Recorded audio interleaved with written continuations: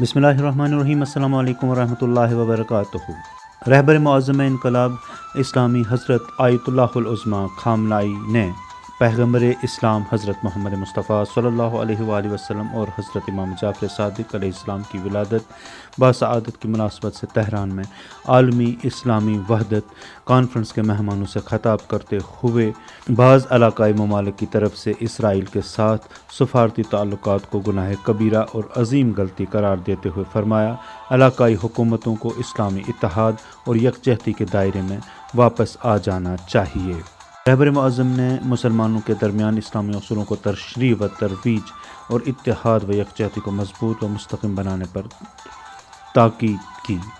رہبر معظم اسلامی نے عید میلاد النبی صلی اللہ علیہ وآلہ وسلم اور حضرت امام جعفر صادق علیہ السلام کی ولادت باسعادت کی مناسبت سے تمام مسلمانوں کو مبارکباد پیش کرتے ہوئے فرمایا، اللہ تعالیٰ نے پیغمبر اسلام کو ایک جامع پروگرام دے کر بھیجا اور اس کو عملی جامہ پہنانے پر مامور کیا، اور پیغمبر اسلام کے ماننے والوں کو اس الہی منصوبے پر عمل کرنا چاہیے۔ رہبر معظم اسلامی نے اسلام کے جامع حق کی ادائیگی اور اتحاد بین المسلمین کو مسلمانوں کے دو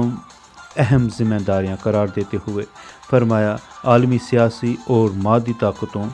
نے ہمیشہ اسلام کو ایک فردی دین تک محدود کرنے کی کوشش کی، جبکہ اسلام نے انسان کی سعادت اور بلندی کے لیے ایک جامع منصوبہ۔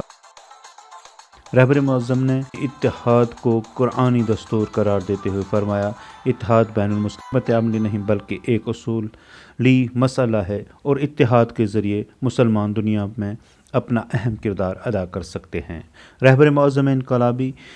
نے امریکہ کی طرف سے اسلامی ممالک میں فتنوں کی طرف اشارہ کرتے ہوئے فرمایا کہ افغانستان کی مساجد میں مسلمان نمازیوں پر حالیہ بم دھماکوں سے صاف ظاہر ہوتا ہے کہ امریکہ مسلمانوں کا دشمن ہے۔ داعش دہشت گرد تنظیم نے حملوں کی ذمہ داری قبول کی ہے، جبکہ امریکہ نے واضح اعلان کیا ہے کہ اس نے داعش کو تشکیل دیا ہے۔ رہبر معظم انقلاب نے بعض علاقائی ممالک کی طرف سے غاصب صہیونی حکومت کے ساتھ سفارتی تعلقات قائم کرنے کو گناہ کبیرہ اور عظیم غلطی قرار دیتے ہوئے فرمایا، مذکورہ حکومت کو اپنی غلطیوں اور گناہ کبیرہ پر توبہ کرنی چاہیے اور اتحاد کے راستے پر واپس آنا چاہیے۔ رہبر معظم نے انقلاب اسلامی نے انصاف اور عدالت کو اہم قرار دیتے ہوئے فرمایا، اسلام عدالت و انصاف کو غیر مسلمانوں کے لیے بھی ضروری سمجھتا ہے۔ مسلمانوں کو اسلامی تعلقات اور پیغمبر اسلام کی سیرت پر عملی مظاہرہ کرنا چاہیے۔ اللہم صلی علی محمد و آل محمد وعجل فرجہم۔